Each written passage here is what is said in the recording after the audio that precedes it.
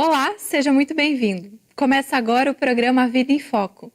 Muitas são as perguntas que a vida nos faz. A doutrina espírita seguramente oferece respostas.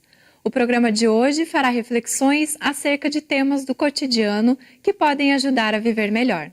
Com certeza, esta é uma das grandes contribuições da doutrina espírita para você.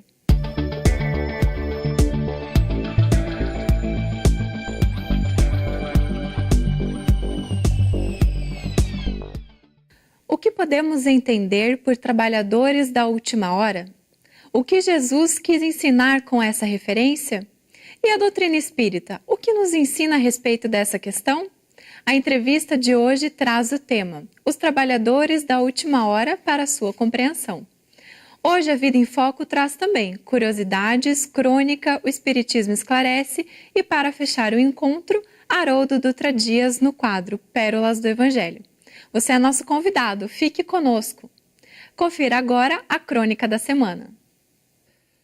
É de nos perguntarmos o porquê de tantas diferenças entre as pessoas? Quais as razões para que as diferenças existam? Seria porque uns são melhores, outros piores? Seria pelo fato de que Deus prefere a uns e desgosta de outros? Muitas são as indagações. De certo, há razões para isso. Sabemos que o Criador não erra nunca. Por isso, há necessidades para que as diferenças existam.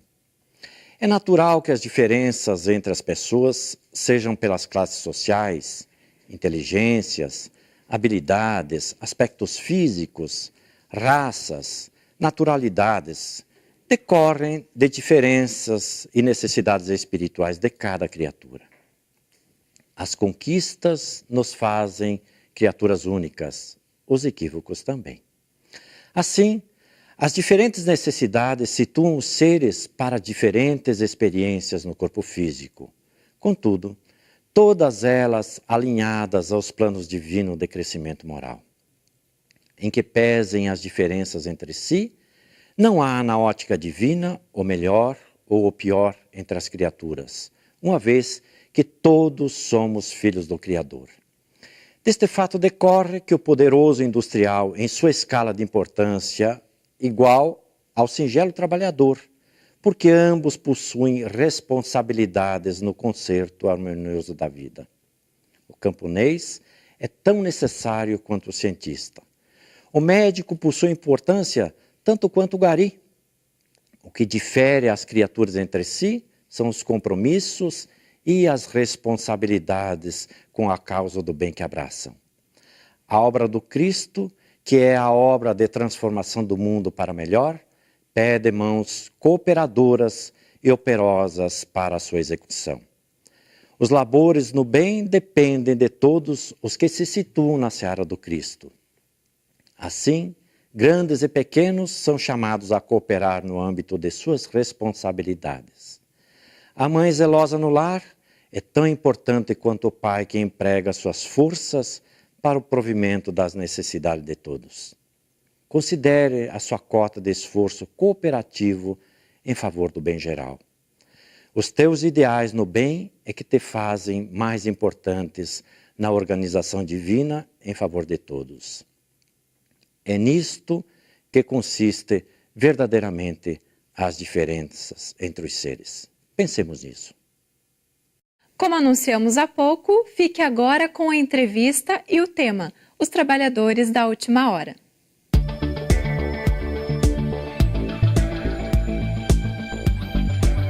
Olá, que bom ter você conosco em nosso quadro de entrevistas. Hoje, mais uma vez, a presença que nos honra muito sempre, de Carlos Augusto de São José. Carlos Augusto é companheiro nosso, espírita há mais de 47 anos, tem larga experiência e profundo conhecimento do espiritismo. Hoje, o tema foi mobilizado, foi solicitado por um telespectador, Pedro de Góes. Pedro de Góes pede que façamos considerações em torno da expressão trabalhadores da última hora, constante dos evangelhos. O Carlos Augusto, Uma alegria ter o senhor conosco mais uma vez. É sempre um prazer. Então, a pergunta inicial, seu Carlos, é de onde vem essa expressão que é bastante mencionada nos meios espíritas, trabalhadores da última hora? Essa expressão foi criada por Allan Kardec e está no capítulo 20 de O Evangelho segundo o Espiritismo, com base no capítulo 20 dos textos de Mateus. Esse Evangelho segundo o Espiritismo, que temos aqui em mãos, nesse capítulo, o 20, trata profundamente dessa questão, dessa temática. Inclusive, fecha alguns artigos da mais alta sabedoria. Entre eles, Obreiros do Senhor, ditado pelo Espírito de Verdade em Paris, em 1862. Então, seu Carlos, o que é que está escrito no texto de Mateus? Como é que isso está lá? É verdade. Essa parábola dos trabalhadores na vinha, ela é de uma complexidade bem maior do que as demais parábolas. Porque, como nós sabemos, Jesus foi verdadeiramente o mestre dos mestres e o sábio dos sábios. E ele se valia das imagens da época, da cultura dominante. E os hebreus tinham uma forma própria de se expressar. Daí porque fica difícil de se entender, a não ser que a gente recorra às orientações que estão no Evangelho segundo o Espiritismo, que nos diz que, conforme está em Mateus, no seu capítulo 20, que um senhor, proprietário de uma vinha, e nós entendemos aí que o Senhor é o próprio Criador, é o nosso Deus, e a vinha é o reino dos céus, ambicionado por todos, resolveu contratar pessoal para trabalhar na sua vinha. E então mandou que contratasse alguns já de madrugada, para serem remunerados a 1 denário por dia. Denário, como hoje sabemos, era uma moedinha de prata cunhada pelos romanos antigos de pouco valor. Então, os primeiros foram contratados de madrugada. Antes do início do expediente, já. Isso, no início do dia. Depois vieram aqueles contratados na hora terceira ou na terceira hora. Depois, outros foram contratados já na sexta hora. E mais à frente, determinou, então, o senhor, que se contratasse outros na 9ª hora. Depois vieram os contratados na 1ª hora e, finalmente, aqueles que foram contratados já à noite, no final do dia. E quem são, seu Carlos, esses trabalhadores contratados em momentos diferentes? Porque a parábola deve encerrar aí um Com certeza. Daí, porque só com os esclarecimentos contidos no Evangelho segundo o Espiritismo, é que a gente consegue entender mais apropriadamente, mais profundamente, o que o Cristo quis nos dizer. Por quê? Ele, nessa parábola, deixou claro que, ao longo dos séculos, muitos seriam convidados para os diferentes momentos religiosos da sociedade, em particular no mundo ocidental. Então, os trabalhadores contratados na madrugada são exatamente aqueles que iniciaram esse processo religioso, como Abraão, Moisés, Ismael, Jacó, Isaac, Esaú e tantos outros quantos a Bíblia cita mais particularmente no livro de Gênesis. Depois vieram aqueles contratados na terceira hora, que seriam os profetas, que desenvolveram o trabalho dominante na informação primordial da vinda do Messias, o príncipe da luz, o salvador da humanidade, que é o nosso Senhor Jesus Cristo. Depois, na hora sexta, vieram os primeiros cristãos, não é isso? Que seguiram imediatamente o Cristo. Na hora 9ª, são os católicos. Exatamente a partir do século IV, precisamente no ano de 381, quando Teodósio estabeleceu o catolicismo, né? Isso, Teodósio estabeleceu o catolicismo como religião oficial do Estado. E na 1ª hora seriam os nossos irmãos protestantes, a partir de 1517, quando Martinho Lutero afixou as suas 95 teses lá no muro da Catedral de Wittenberg, na Alemanha. E, finalmente, aqueles que seriam contratados já no final do dia, à noite, que seríamos nós, particularmente os espíritas. E eu gostaria de chamar a atenção para um detalhe, é que quando o texto parabólico nos fala inicialmente na madrugada e termina na noite, significa dizer que é o início e o fim de um dia. E nós interpretamos como o início e o fim de um ciclo, que perfaz exatamente 4.000 anos. O que significa dizer que os primeiros estabeleceram as bases, os pródromos da religiosidade no mundo ocidental. E os espíritos agora foram chamados para concluir esse trabalho nesse final de ciclo, para que então no futuro se possa ter uma sociedade melhor, mais feliz, como todos nós desejamos. Seu Carlos, Jesus tratou desta questão em particular em algum outro momento também? Eu costumo associar essa passagem à parábola do semeador, porque há aqueles que interpretam mais rigidamente a parábola do semeador como se fosse uma parábola que se referisse aos graus de envolvimento dos religiosos em todos os tempos. Mas eu vou mais além. É que Jesus quis nos mostrar não só isso, mas muito mais do que isso. Ele quis nos mostrar que os homens, de uma maneira geral, se situam em níveis diferenciados de consciência, do processo de conhecimento das leis e da aplicação, né, dos mandamentos de Deus. E vejam, a parábola do semeador nos diz exatamente que um semeador, que seria o próprio Cristo, saiu a semear. E algumas sementes caíram na beira da estrada e os pássaros comeram. Significa dizer o quê? Que essas sementes foram comidas pelos pássaros, porque naquele ambiente, à beira da estrada, que são as pessoas de nível mais primário, essas criaturas que são praticamente bárbaras, não tem nenhuma preocupação com religiosidade. Então, não se criou sequer mínimas raízes. Mas houve aquele grupo de sementes que caiu na estrada, entre pedras. Não explique ainda, seu Carlos. A gente vai fazer um intervalo, que a Renata está nos chamando, e daqui a pouco o senhor continua com essa parábola que é maravilhosa também. Até daqui a pouco. Iremos para um breve intervalo e logo voltaremos com a entrevista. Não saia daí.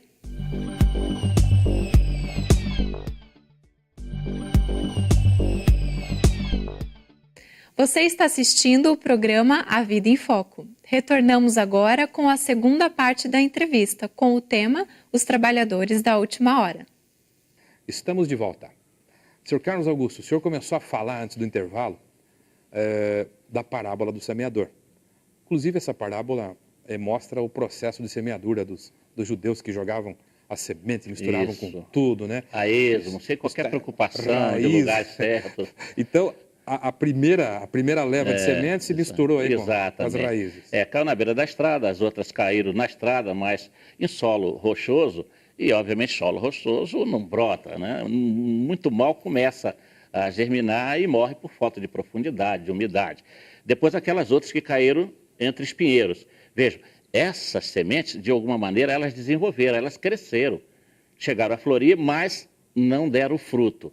Ou seja, nós devemos considerar que são aqueles que já têm um determinado grau de maturidade religiosa, mas se deixaram envolver pelas seduções do materialismo. Ou seja, cresceram, desenvolveram, mas não fizeram o que tinham que fazer, exatamente porque deixaram o tempo passar sobre si mesmo, sem estar atento às suas obrigações. E, finalmente, o quarto grupo que caiu em terra boa, e que Jesus nos disse que produziram 30, 60, 100. Esses são os religiosos que cumprem fielmente, regularmente, as suas obrigações, que têm um alto nível de consciência. São esses trabalhadores da última hora.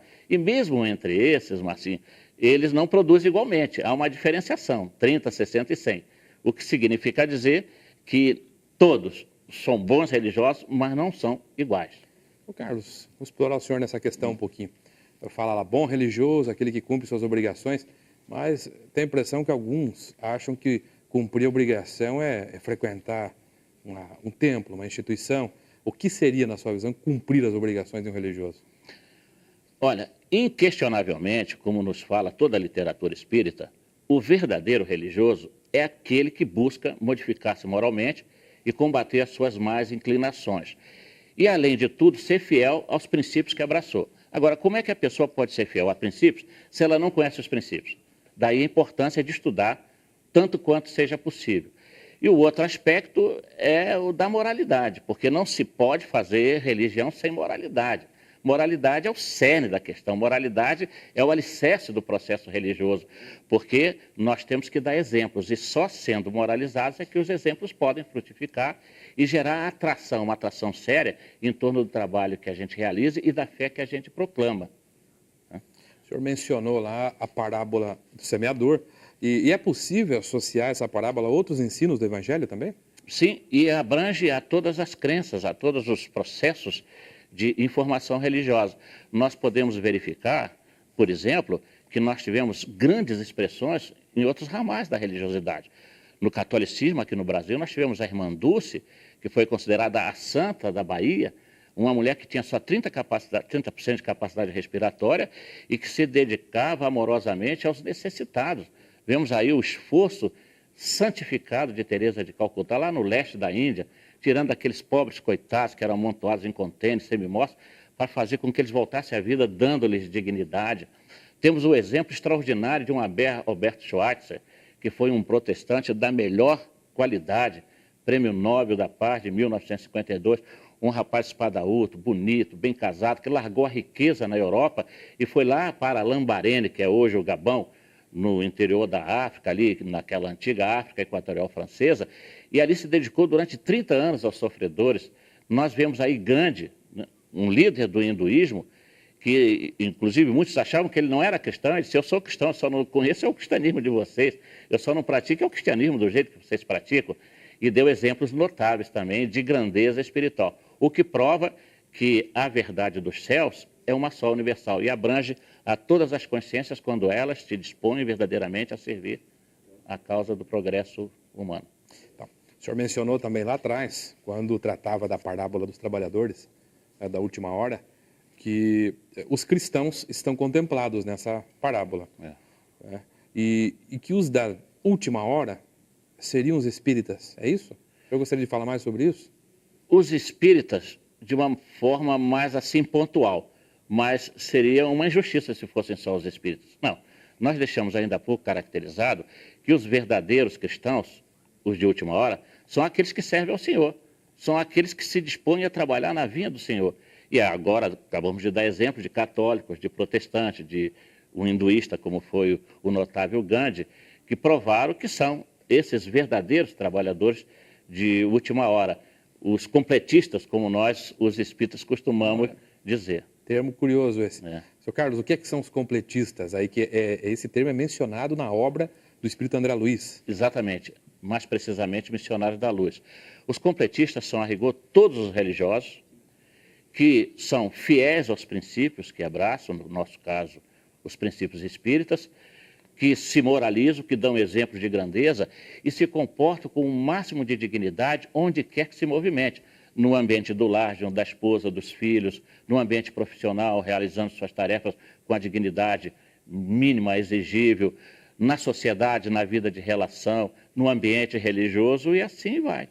Esses são os verdadeiros completistas, que dedicam a sua vida não só aos seus interesses pessoais, mas, acima de tudo, aos interesses de Deus. E cumpre rigorosamente a programação que já traz pré-programada da espiritualidade superior.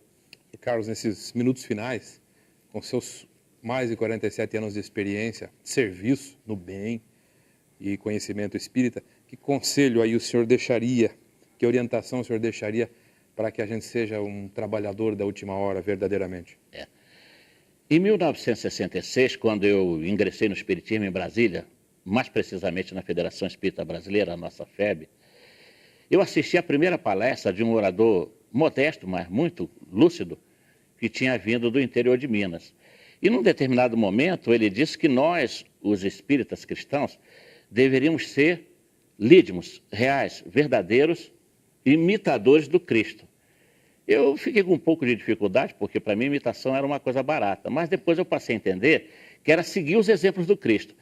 Aí, eu pensando nesse assunto, me veio à memória uma história com uma carga de humor interessante, mas que serve para a nossa aprendizagem, em que um gerente de circo queria contratar imitadores de pássaro.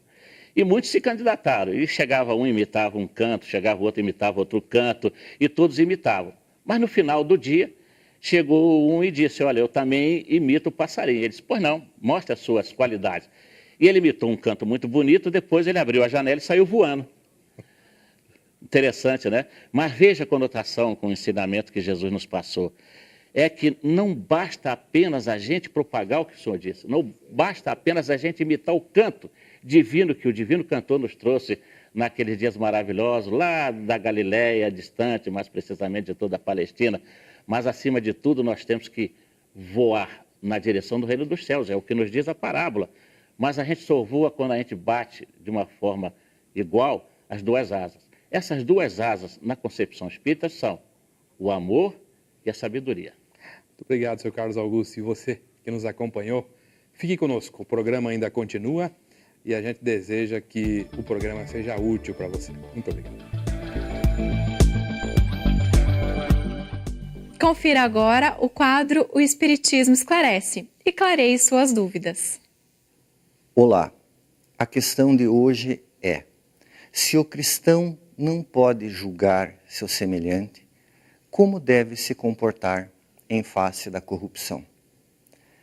A questão do não julgar precisa ser vista com cautela, a fim de evitar-se uma conclusão que inviabilize o progresso e a vida social. Jesus efetivamente falou: não julgueis para que não sejais julgados. Mas ele também afirmou a bem-aventurança dos que sofrem e choram. Ocorre que muitos sofrem e choram infernizando a vida alheia e revoltados contra Deus. Por certo, não são todos os que choram que se encaminham para a plenitude, mas apenas os que o fazem com dignidade. Do mesmo modo, não dá para interpretar ao pé da letra o comando de não julgar. É impossível viver sem refletir a respeito do que se ouve e se presencia, e seria inconveniente ver o bem onde não existe e deixar de ver o mal onde ele está.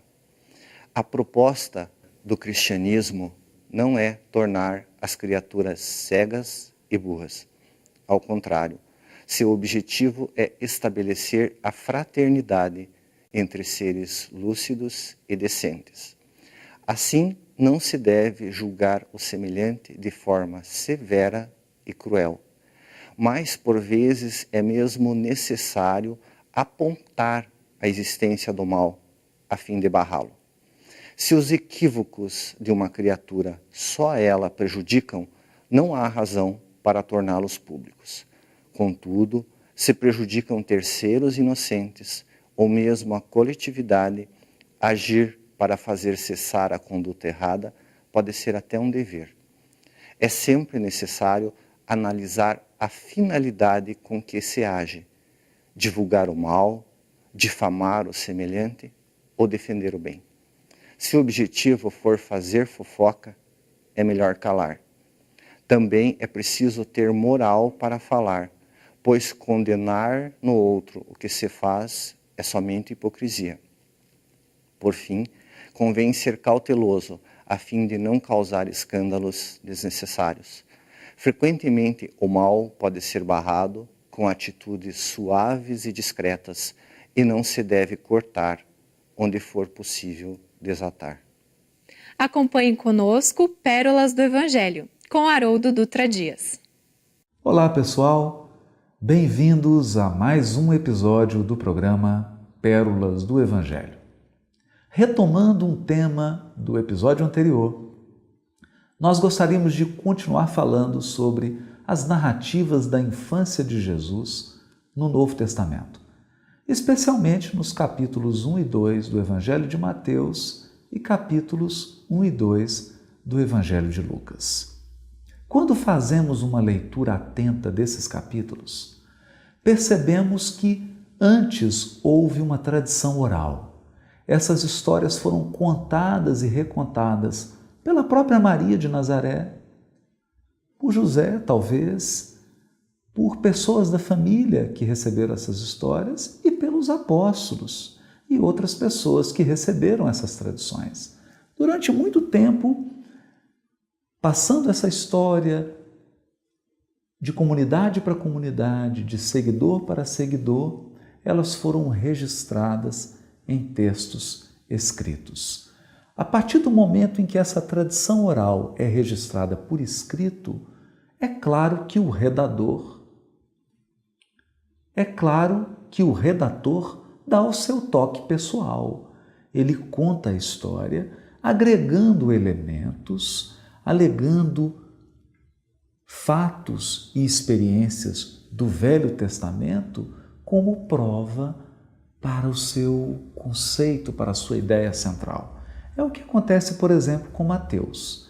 Mateus deseja transmitir para os seus leitores que Jesus é o Messias prometido por Israel e que ele representa o novo Israel, uma continuidade do trabalho feito pelos profetas. É por isso que ele faz Jesus e sua família se deslocarem ao Egito, traz Jesus do Egito, simulando um novo êxodo, uma nova libertação. É por isso que ele faz referência às tentações, como aqueles episódios vividos pelo povo hebreu no deserto de Israel. Ele faz uma conexão muito inteligente e profunda entre as tradições do Velho Testamento e as tradições da infância de Jesus, de modo a demonstrar, através do seu escrito, que Jesus era o Messias prometido. Lucas também age de modo semelhante, embora adotando técnicas diferentes daquelas adotadas por Mateus. Ele também quer construir a imagem de um Messias que é um Salvador do mundo, que vem resgatar todos os homens e que está aberto a todas as criaturas. E para isso, ele busca na tradição do Velho Testamento textos que façam referência a esse aspecto universalista da missão de Israel e da missão, em particular, do Messias, e vincula todos esses textos à figura de Jesus. É importante, então, quando abrirmos os evangelhos de Mateus e de Lucas, sobretudo nas narrativas da infância, ficar atento ao que é tradição oral e ao que é texto escrito, literatura, característica literária de cada evangelista. Obrigada pela sua companhia. A Vida em Foco retorna ao seu lar na semana que vem. Você também pode ajudar a produzir o nosso programa. Participe! Mande as suas sugestões para contato@vidaemfoco.com.br. Curta e compartilhe a nossa página no Facebook, A Vida em Foco. Acesse o nosso site www.avidaemfoco.com.br. Lá você vai encontrar todas as edições dos programas anteriores. Até a próxima semana!